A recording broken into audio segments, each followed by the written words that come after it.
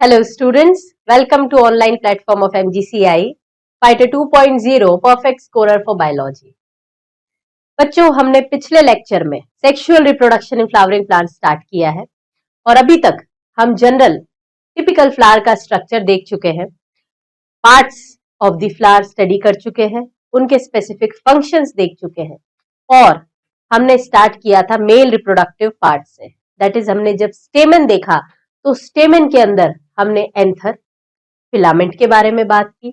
अब एंथर और फिलामेंट में इंडिविजुअल फंक्शंस क्या थे वो हमने डिस्कस किए।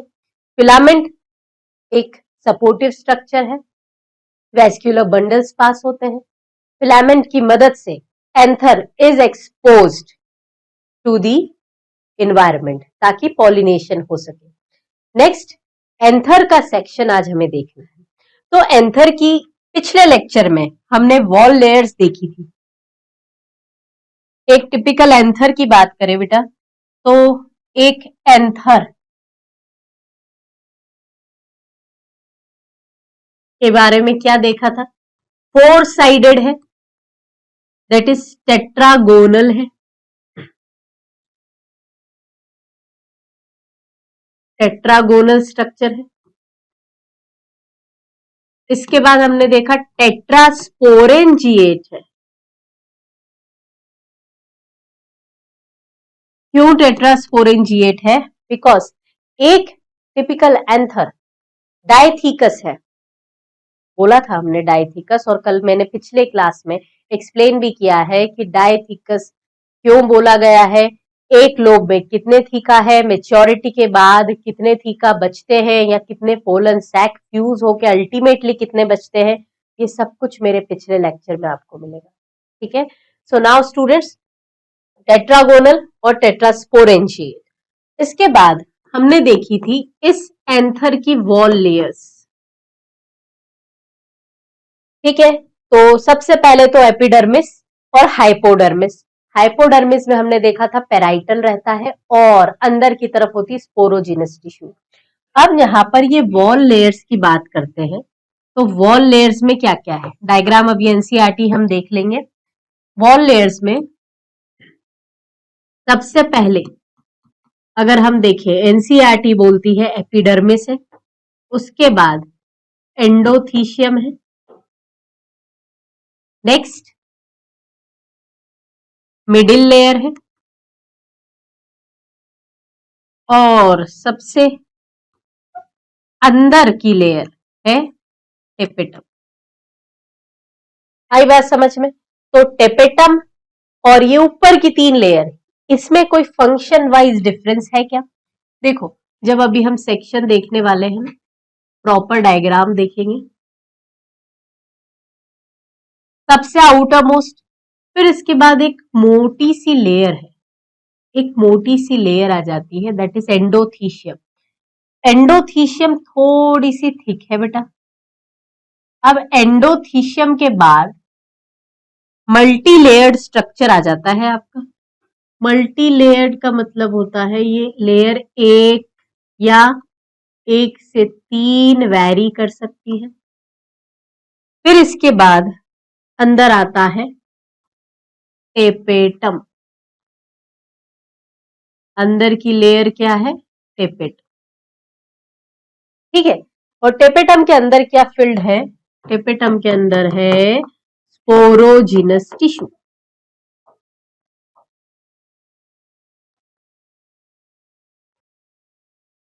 ठीक है, अब इसका एक पार्ट, ये तो 4 साइड हो गए ना इसके, 1 2 3 4, ये 4 साइड इसलिए टेट्रागोनल है। अब ये एक पार्ट, ईट में इस बार क्वेश्चन आया है, माइक्रोस्पोरेंजियम कैसा दिखता है?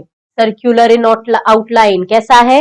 आउटलाइन कैसी है? सर्कुलर। तो ये एक माइक्रोस्पोरेंजियम की आउटलाइन है सर्कुलर। तो इसे चारों अगर देखें तो 4 माइक्रोस्पोरेंजियम हो गए ना, इसीलिए हमने क्या बोला इसे? टेट्रास्पोरेंजियम। अब एपिडर्मिस की बात करें तो ये कैसी लेयर है बेटा? आउटर मोस्ट है, सिंगल लेयर है। अगर एंडोथीशियम की बात करें तो ये कंपैरेटिवली थिक है, इसमें डिपोजिशन है, फाइब्रस थिकनिंग है, फाइब्रस थिकनिंग। पर है कितनी लेयर? ये भी single layer, single. Middle layer कितनी है? 1 2 3, 1 से 3 तक हो सकती है। टेपेटम सिंगल लेयर है, इनर मोस्ट है। अब जब पूछा जाए कि आपकी एपिडर्मिस, एंडोथीशियम और मिडिल लेयर, ये तीनों मिलके क्या करती हैं? ये तीनों मिलके एक्ट करती हैं एज प्रोटेक्शन यूनिट या प्रोटेक्टिव यूनिट और हेल्प करती हैं किसमें? Dehiscence, help in dehiscence. आई बात समझ में? तो प्रोटेक्टिव यूनिट है और ये हेल्प करती है डेहिसेंस में। तो फिर टेपेटम क्या करेगी? टेपेटम का काम देख लें। टेपेटम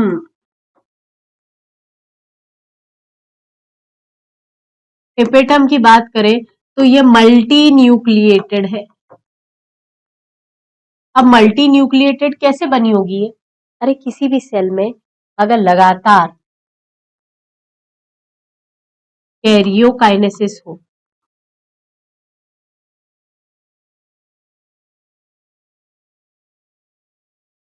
नॉट फॉलोड बाय, क्या नहीं हो रहा? साइटोकाइनेसिस। क्लियर है? तो कैरियोकाइनेसिस हो जाए पर साइटोकाइनेसिस नहीं हो तो क्या बनेगा? Multi nucleated condition. टेपेटम थोड़ा सा हमें डिटेल में देखना पड़ेगा। टेपेटम की बात करें तो टेपेटम से रिलेटेड शब्द पूछा जाता है। टेपेटम में क्या याद रखना है आपको? एक तो मल्टी या बाइन्यूक्लिएटेड है, इसके बाद इसके अंदर होता है बेटा डेंस साइटोप्लाज्म। क्या है? Dense cytoplasm. क्या करती है ये लेयर? क्या करेगी? नरिशमेंट देगी। नरिशमेंट किसको? To developing pollen. नरिशमेंट देती है किसको? डेवलपिंग पोलन को। ठीक है, अब पोलन को नरिशमेंट दे दिया और ये कुछ ऐसे स्टिकी सब्सटेंस निकालती है जिसे हम बोलते हैं यूबिश बॉडी। क्या बनाएगी? यूबिश बॉडीज। और ये आगे चल के क्या बनाएंगे? पोलन किट, जो किसमें इंपॉर्टेंट रोल प्ले करते हैं? एंटेमोफिली, इंसेक्ट की बॉडी से पोलन को अटैच करता है ये पोलन किट। दूसरा काम है इसका कैलोज डाइजेस्टिंग एंजाइम बनाना। Callose digesting enzyme, callose digesting enzyme का नाम है कैलेज। अभी कैलेज क्या करता है ये देखेंगे हम जब पोलन के बारे में बात करेंगे।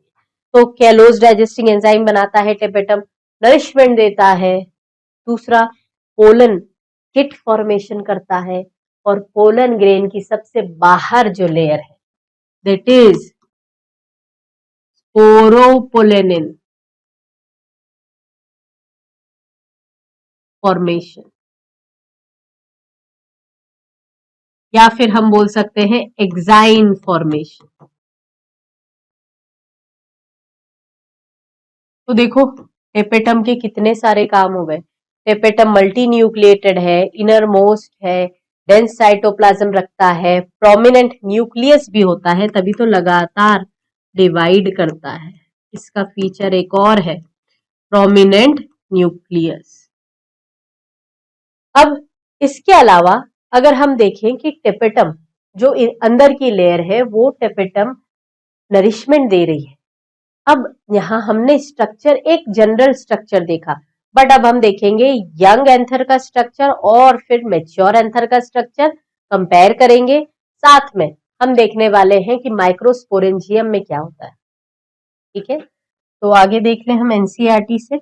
देखो यहाँ पर आपको दिख रहा है टीएस ऑफ यंग एंथर, दिख रहा है। ये यंग एंथर में सबसे बाहर आपकी लेयर है एपिडर्मिस, फिर अंदर है endothecium, third one is middle layer, तीसरी क्या है मिडिल लेयर, फोर्थ है टेपेटम, दिख रही है। टेपेटम के अंदर फिल्ड है बेटा स्पोरोजिनस टिश्यू, ये स्पोरोजिनस टिश्यू अंदर भरी पड़ी है। अब इसका एक एनलार्ज्ड व्यू आपको दिखाया है, ये एक कॉर्नर पे क्या है microsporangium, this is what microsporangium.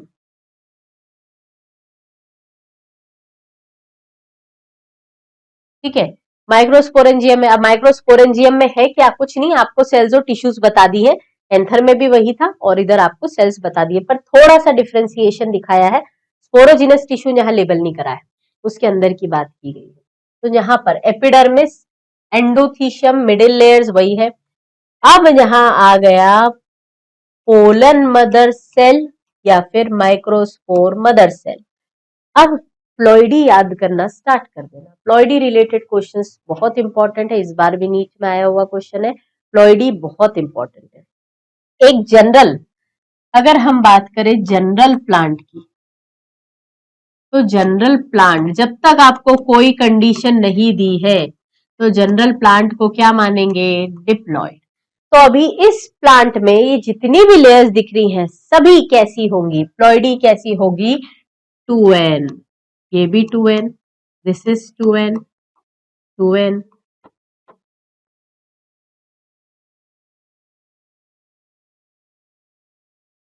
ठीक है, तो एपिडर्मिस, एंडोथीशियम हो, मिडिल लेयर हो, माइक्रोस्पोर, मदर सेल्स हो, ये सभी की प्लॉइडी कैसी है बेटा 2n। अब ये प्लॉइडी चेंज करना है तो एक प्रोसेस करना पड़ेगा। उससे पहले यहां पर हम स्टडी कर लें कि एंथर को, अगर एंथर मेच्योर हो जाता है तो एंथर मेच्योर होके कैसा दिखता है, ये देखो कुछ इस तरीके से। तो यहाँ पर एक मेच्योर एंथर में आपको कितनी वॉल लेयर्स दिखाई दे रही हैं, मेच्योर एंथर में सिर्फ 2 ही वॉल लेयर्स है, कौन सी, outer one, this is what epidermis,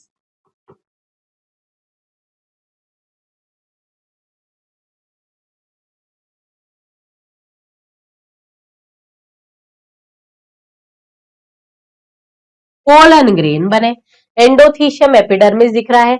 यहां पर ये चेम्बर्स जो आपको दिखाई दे रहे हैं, ये चेम्बर्स क्या है बेटा पोलन सैक। तो अब देखो आपने अभी यंग एंथर भी देखा, आपने अभी मेच्योर एंथर भी देखा, तो क्या हम यंग एंथर और मेच्योर एंथर में डिफरेंस लिख सकते हैं, बिल्कुल लिख सकते हैं। अगर पूछा जाए कि यंग एंथर,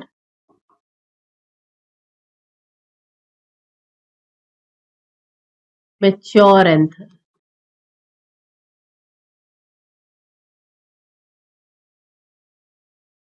ठीक है, यंग एंथर और मेच्योर एंथर। तो यंग और मेच्योर एंथर में देखो अंतर क्या होगा, सबसे पहले यंग में आपको ऑल 4 वॉल लेयर्स इंटैक्ट मिलेंगी, यहां पर ओनली एपिडर्मिस और एंडोथीशियम मिलेगी। ठीक है, सिर्फ एपिडर्मिस और एंडोथीशियम मिलेगी, मतलब बाकी की जो 2 लेयर है, इनर लेयर यूज्ड, अंदर की जो लेयर है वो यूज कर ली गई है। यहां पर इनिशियली देखो यंग एंथर में आपको लेबल किया था आपने स्पोरोजिनस टिश्यू, यंग एंथर में क्या लेबल किया था स्पोरोजिनस टिश्यू। यहां पर स्पोरोजिनस टिश्यू से आगे चल के क्या दिखेगा आपको? स्पोरोजिनस टिश्यू है। स्पोरोजिनस टिश्यू से आगे चल के क्या डेवलप होने वाला है? Microspore mother cell. Initially young stage में रहता है माइक्रोस्पोरेंजियम, और मेच्योर स्टेज में क्या दिखता है? Pollen sac. आई बात समझ में? तो यहाँ पर पोलन ग्रेन किस में बनेंगे? पोलन ग्रेन बनेंगे इसमें, मेच्योर में। पोलन ग्रेन किस में दिखेगा आपको? मेच्योर में। अभी तो ये फटेगा, ये इंटैक्ट है यंग एंथर, और डेहिसेंस किस में दिखाएगा? मेच्योर एंथर में। आई बात समझ में? तो हमने देखा यंग एंथर और मेच्योर एंथर दोनों में से किसमें चारों वॉल लेयर्स इंटैक्ट है? तो यंग एंथर। किसमें? Inner two wall layers are used up by the pollens, middle layer और एक और अंदर वाली टेपेटम। बाहर वाली जो दोनों लेयर्स है वो अभी भी बची हुई है। ठीक है, अब बेटा क्वेश्चन आता है कि आपने मैम बता तो दिया कि डेहिसेंस में कौन हेल्प करता है, डेहिसेंस में किसने मदद करी? तो डेहिसेंस में मदद करने वाला कौन था? 3 लेयर्स है हमारी, एपिडर्मिस है, एंडोथीशियम है और मिडिल लेयर्स है। पर अगर पूछा जाए कि ये तीनों में से कौन सी लेयर इंपॉर्टेंट रोल प्ले करती है डेहिसेंस में, तो आप किसका नाम लेंगे? सबसे इंपॉर्टेंट अगर कोई लेयर डेहिसेंस में मदद करती है, that is endothecium. Major role in dehiscence. ठीक है, तो वैसे तो तीनों लेयर है, पर अगर तीनों में से भी चुनने को आ जाए तो इसके पास क्योंकि होती है फाइब्रस थिकनिंग, तो फाइब्रस थिकनिंग के कारण से ये इंपॉर्टेंट रोल प्ले करता है किसमें? डेहिसेंस। क्लियर है बेटा? अब हम एनसीईआरटी देख लें, कंटेंट में क्या बोलती है। तो डायग्राम देख लिया था हमने, यहां तक हमने पिछले लेक्चर में देखा था। That is typical anther is bilobed, dithecous, ये हमने सब डिस्कस कर लिया था। अब यहां देखते हैं हम स्ट्रक्चर ऑफ माइक्रोस्पोरेंजियम का content. In a transverse section, a typical microsporangium appears nearly circular in outline. देखा, circular है outline में। ठीक है, next it is generally surrounded by 4 wall layers. सबसे बाहर है epidermis, then endothelium, then middle layers and then tapetum. Layers है ना, layers बोला है, मतलब ये मल्टी लेयर्ड होता है। Next, the outer 3 wall layers perform the function of, हम लिख चुके हैं, protection and help in dehiscence, ताकि पोलन को रिलीज किया जा सके। Inner most wall layer tapetum है। देखो टेपेटम के लिए क्या दे रखा है? डेवलपिंग पोलन्स को नरिशमेंट देती है, और इसकी सेल्स डेंस साइटोप्लाज्म रखती है। एक से ज्यादा न्यूक्लियस होंगे इसके पास। जब एंथर यंग है तो आप कॉम्पैक्टली अरेंज्ड होमोजीनियस सेल्स, याद रखना ये होमोजीनियस शब्द इंपॉर्टेंट है। आपको जब सेल चैप्टर पढ़ाया गया था वहां पर भी मैंने डिस्कस किया था माइटोकॉन्ड्रिया। माइटोकॉन्ड्रिया में जो मैट्रिक्स होता है दैट इज होमोजीनियस मैट्रिक्स। यहां पर भी अरेंज्ड है कॉम्पैक्ट सेल्स के फॉर्म में, जिसे हमने क्या बोला? Sporogenous tissue. जो कहां पर है? कॉर्नर पे है क्या? नहीं, ऑक्यूपाइज सेंटर ऑफ माइक्रोस्पोरेंजियम। तो माइक्रोस्पोरेंजियम का सेंटर ऑक्यूपाई करती है स्पोरोजिनस टिश्यू। तो इतना हमने अभी तक डिस्कस कर लिया है। अब हमें देखना है माइक्रोस्पोरोजेनेसिस। माइक्रोस्पोरोजेनेसिस नाम में बहुत कुछ है।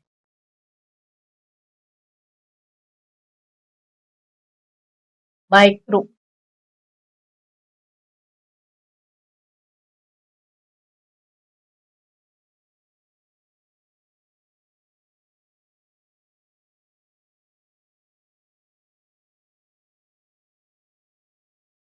माइक्रोस्पोरोजेनेसिस, माइक्रो मतलब है स्मॉल साइज, छोटे साइज के पोर्स। जेनेसिस मतलब है प्रोडक्शन, तो यहां पर स्मॉल स्पोर्स और जेनेसिस मतलब प्रोडक्शन। ठीक है। अब माइक्रोस्पोरोजेनेसिस में डेफिनेशन बेसिकली क्या बोलती है कि आपके पास एक सेल थी, ये सेल थी आपकी पोलन मदर सेल या माइक्रोस्पोर मदर सेल। डिप्लॉयड, अभी हैप्लॉयड का कुछ कंसेप्ट ही नहीं पता है हमें, ये सेल थी डिप्लॉयड।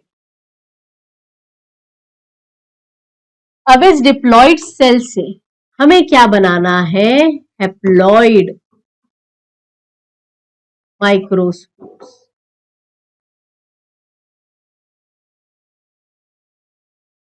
ठीक है, तो पोलन मदर सेल एमएमसी या माइक्रोस्पोर मदर सेल जो डिप्लॉयड था, उससे आपने बना लिया हैप्लॉयड माइक्रोस्पोर।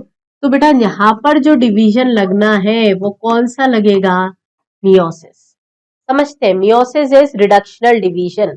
तो यहां पर मियोसिस के कारण से प्लॉइडी आदि हो गई। ये था आपका 2n,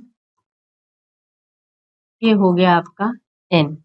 अब यहां पर देख ले हम कि अगर हम पहुंचे किस पे, ये थी हमारी बहुत सारी सेल्स, बहुत सारी सेल्स कौन सी है, स्पोरोजिनस टिश्यू, है ना, ये बहुत सारी सेल्स स्पोरोजिनस टिश्यू। अब इस स्पोरोजिनस टिश्यू में हर सेल ये काबिलियत रखती है कि वो पोलन मदर सेल जैसी बन सके। So each cell is potential pollen mother cell. अब यहां पर ये पोलन मदर सेल में क्या होना है, देखो, इससे आपने एक सेल ले ली, है ना, ये बोल दिया पीएमसी, ये इसका न्यूक्लियस ले लिया, दिस इज 2n। अब इस 2n न्यूक्लियस से यहां पर हुआ मियोसिस, पर बेटा मियोसिस दो स्टेजेस में होता है। तो यहां पर मियोसिस, पहला मियोसिस क्या है, meiosis first. Actual reductional division की बात करें अगर, तो वो कौन सा होता है, मियोसिस फर्स्ट। अब यहां पर मियोसिस फर्स्ट से यहां दो, ये इस तरीके से माइक्रोस्पोर बने, क्या बन गए, माइक्रोस्पोर। पर ये क्या है, दो है ना, तो डायाड ऑफ माइक्रोस्पोर या माइक्रोस्पोर डायाड्स। प्लॉइडी सबकी n है, n+n 2n मत कर देना, प्लॉइडी इनकी इंडिविजुअल माइक्रोस्पोर्स की कितनी है, n, क्योंकि मियोसिस फर्स्ट हो चुका है। अब इसके बाद हम देखें कि मियोसिस फर्स्ट अकेला तो नहीं हो सकता, मियोसिस फर्स्ट के बाद होगा मियोसिस सेकेंड, और मियोसिस सेकेंड होने के साथ साथ यहां पर आपको दिखेंगे 4, ये सेम साइज के रहेंगे बेटा, 4 आपको दिखेंगे माइक्रोस्पोर टेट्राड या पोलन टेट्राड। यहां पर मियोसिस सेकेंड हो गया, कौन सा डिवीजन है, अरे इक्वेशनल है, अब n/2 थोड़ी करोगे, क्रोमोसोम का नंबर सेम रखोगे ना, n का n रहता है, तो ये हो जाएगा आपका पोलन टेट्राड। अब ये पोलन टेट्राड हैप्लॉइड है, इनका अरेंजमेंट कैसा है, आइसो बायलैटरल है। अब ये क्वेश्चन आया, मैम कभी तो आप बोल रहे हो माइक्रोस्पोर, कभी आप बोल रहे हो पोलन, तो माइक्रोस्पोर और पोलन एक है क्या। देखो, अगर हम देखें तो माइक्रोस्पोर जनरली एक यूनिसेल्यूलर स्ट्रक्चर, कैसा होता है, यूनिसेल्यूलर, ये आगे चल के डेवलप होता है इसमें पोलन ग्रेन्स में। तो इसके हिसाब से तो माइक्रोस्पोर और पोलन अलग अलग है। बट आप अगर न्यूमेरिकल की बात करें, फॉर क्वेश्चंस, अगर हम क्वेश्चंस की बात करें तो आपको पोलन ग्रेन और माइक्रोस्पोर सेम लेना है,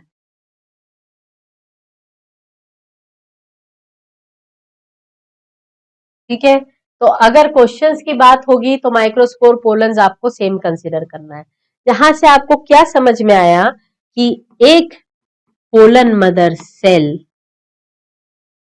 ने एक मियोसिस से कितने 4 पोलन ग्रेन दे दिए, ठीक है, या फिर माइक्रोस्पोर दे दिए।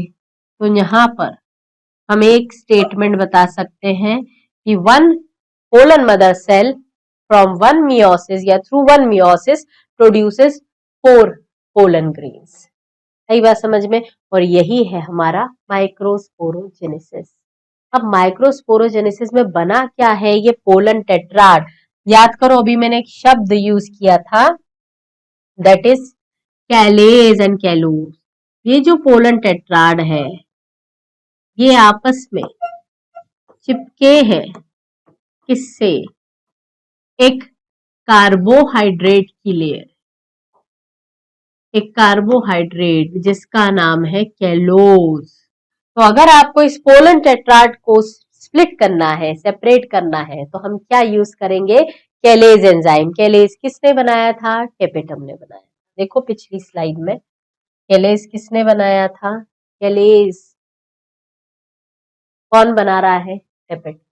ठीक है। तो नाउ अब देखें आगे कि ये जो पोलन टेट्राड है इसकी एक सेल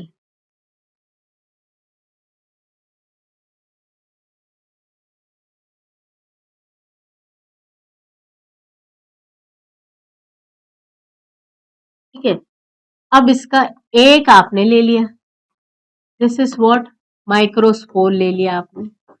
अब ये माइक्रोस्पोर को डेवलप करना है, ये क्या है, माइक्रोस्पोर टेट्राड और पोलन टेट्राड। अब इस माइक्रोस्पोर में देखो इसका खुद का न्यूक्लियस है बेटा, ठीक है। अब यहां पर जैसे जैसे एग्जाइन आएगा तो आप उसे नामकरण बदल देंगे। एग्जाइन आने के बाद आप उसे बोलने लगते हैं पोलन ग्रेन, ठीक है। तो यहां पर इनिशियली अगर हम देखें तो एक स्ट्रक्चर जिसमें ऐसा कुछ न्यूक्लियस दिया है, ठीक है। और न्यूक्लियस देखो, न्यूक्लियस क्या रहता है, क्योंकि प्लांट सेल है तो न्यूक्लियस यहां पर साइड में पेरीफेरी पे शिफ्टेड है और इस तरीके से वैक्यूल्स है। अब ये वैक्यूल्स क्या करते हैं, फ्यूज होंगे, दिस इज व्हाट वैक्यूल। यहां पर ये वैक्यूल फ्यूज हो गए तो एक बड़ा सा वैक्यूल बन गया। न्यूक्लियस तो था ही बेचारा। अब एक आ चुका है यहां पर एसिमेट्रिक स्पिंडल, तो ये स्पिंडल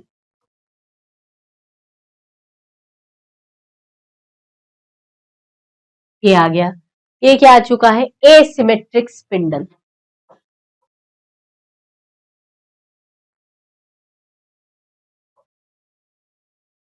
अब अगर एसिमेट्रिक स्पिंडल है तो जाहिर सी बात है जिसमें खुद में ही सिमेट्री नहीं है वो आगे चल के इक्वल सेल्स में कैसे डिवाइड करेगा। तो अब क्या होना है, देखो इधर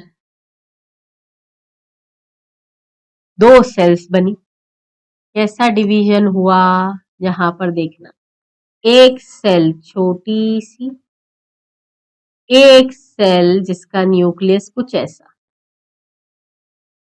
ठीक है। अब इसकी लेबलिंग देखें, ये बड़ी सी सेल है वेजिटेटिव सेल,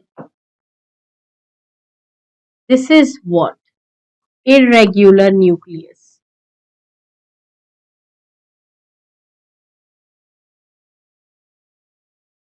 ये वाली सेल दिख रही है आपको, ये कैसी है, स्पिंडल शेप्ड। अब ये जो छोटी सी सेल है इसका नाम है जेनरेटिव सेल। तो वेजिटेटिव सेल, जेनरेटिव सेल, यहां पर आपको ये कितनी सेल्ड कंडीशन दिख रही है बेटा, 2 सेल्ड। ये कैसी है, 2 सेल्ड स्टेज। अब टू सेल्ड स्टेज में कितने परसेंट पोलन, कितने परसेंट एंजियोस्पर्म टू सेल्ड में ही शेड हो जाते हैं? तो यहां पर याद रखना, मेजॉरिटी जो पोलन ग्रेन्स है, मेजॉरिटी मतलब क्या होता है? 60%। ठीक है, तो यहां पर 60% pollen shed at two celled stage. अब देखो, आपने यहां इसे पोलन बोल दिया है, मतलब पोलन बोलना कब से स्टार्ट कर दिया आपने? ये यहां हो गया वन मियोसिस, फर्स्ट माइटोसिस, यहाँ हो गया फर्स्ट माइटोसिस।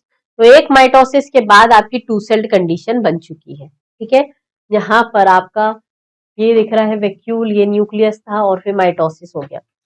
अब देखना है कि क्या ये यहीं पर डिवीजन रुक गया? नहीं, जनरेटिव सेल्स अब आगे चल के देखो, एक बड़ा मेल गैमीट, एक छोटा मेल गैमीट, ये तो ऐसा ही है। ठीक है, तो अब देखो, ये वाली कंडीशन वेजिटेटिव सेल है, ये जनरेटिव सेल अब स्मॉल मेल गैमीट, और फिर ये क्या हो जाएगा? Large male gamete. अब बेटा, इस स्मॉल और लार्ज मेल गैमीट में मिला के ये टोटल सेल्स कितनी दिख रही हैं तुमको? कितनी सेल स्टेज है? 3 सेल्ड हो गई है, ये स्टेज हो गई 3 सेल्ड। 3 सेल्ड मतलब 2 male gamete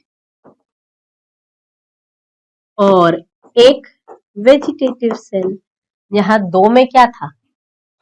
1 VC plus 1 GC, generative cell. ठीक है, तो कितने परसेंट पोलन्स इस स्टेज में, कितने परसेंट एंजियोस्पर्म्स इस स्टेज में पोलिनेट होते हैं? 40% एंजियोस्पर्म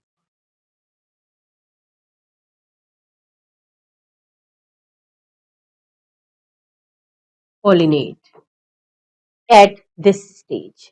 आई बात समझ में? तो यहां से हमने क्या क्या देखा? सबसे पहले देखो, पिछली स्लाइड में अगर हम जाएं तो शुरुआत करी थी माइक्रोस्पोरोजेनेसिस। माइक्रोस्पोरोजेनेसिस में हमने देख लिया कि स्पोरोजिनस टिश्यूज की हर सेल केपेबल है पोलन मदर सेल बनाने के लिए। अब एक सेल को हमने लिया, that is pollen mother cell, वो पोटेंट है, पोटेंशियल है उसमें, डिप्लॉइड प्लॉइडी है उसकी।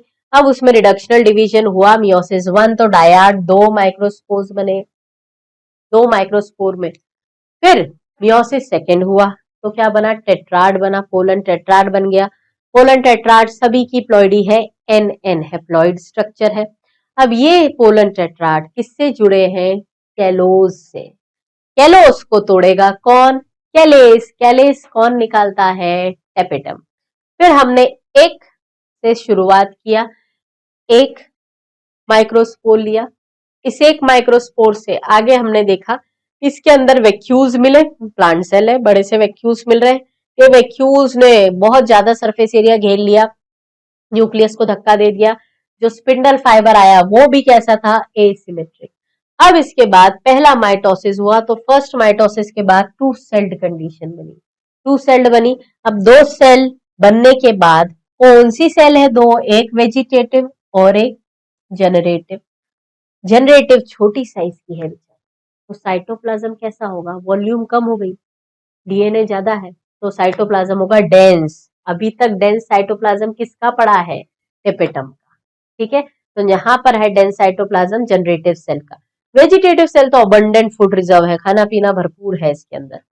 इरेगुलर न्यूक्लियस किसका है? Vegetative cell. ठीक, इसके बाद देखा कि जब सेकेंड माइटोसिस हुआ, ये तो हो गया फर्स्ट माइटोसिस। अब सेकेंड माइटोसिस के बाद, सेकेंड माइटोसिस से क्या बन गया? 3 सेल्ड कंडीशन, मतलब मेल गैमीट्स का फॉर्मेशन हो चुका है। तो अगर हम आगे देखें कि एक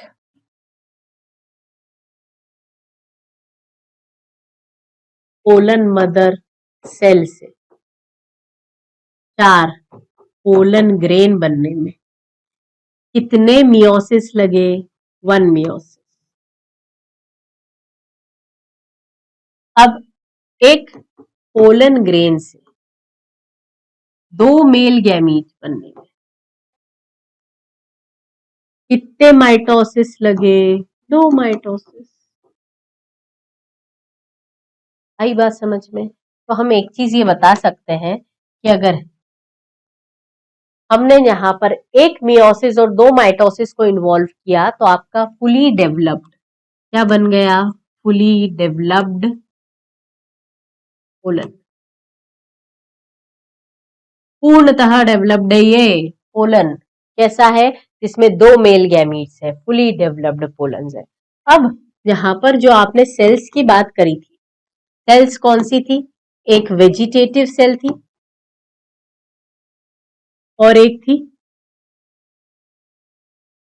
जनरेटिव सेल।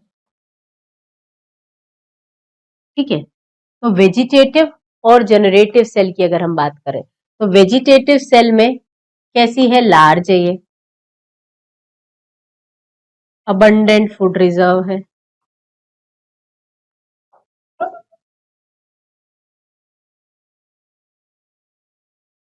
न्यूक्लियस कैसा है? इरेग्युलर। इधर ये कैसी है? जनरेटिव सेल है, डेंस साइटोप्लाज्म।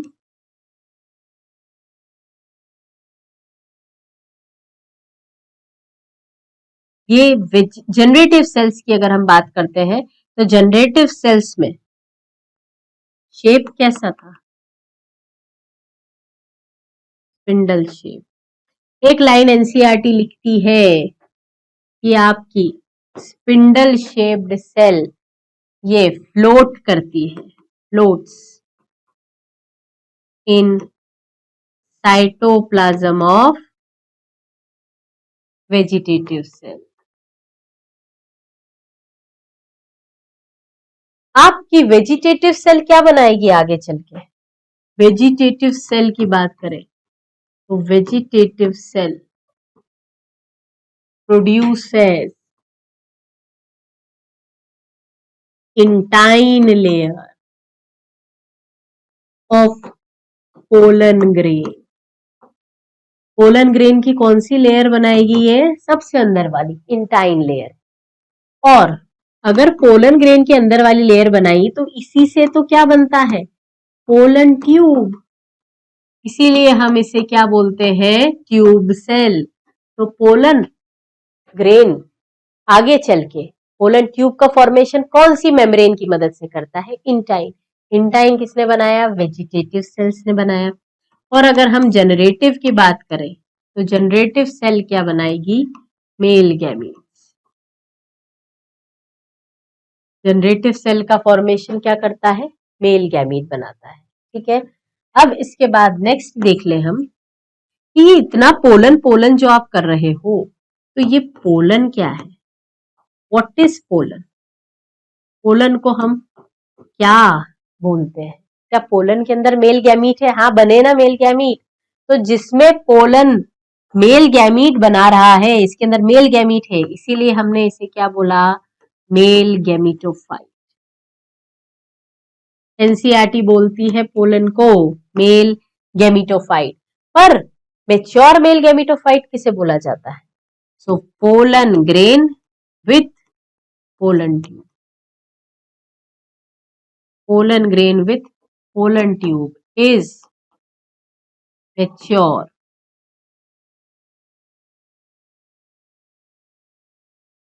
Mail gameto. आई बात समझ में? तो अब पोलन के बारे में हमें स्ट्रक्चर देखना पड़ेगा। पोलन का स्ट्रक्चर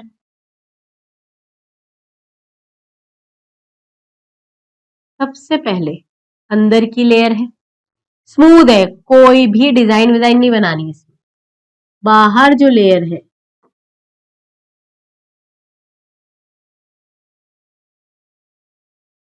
उसमें कुछ ऐसी डिजाइन्स बन गई।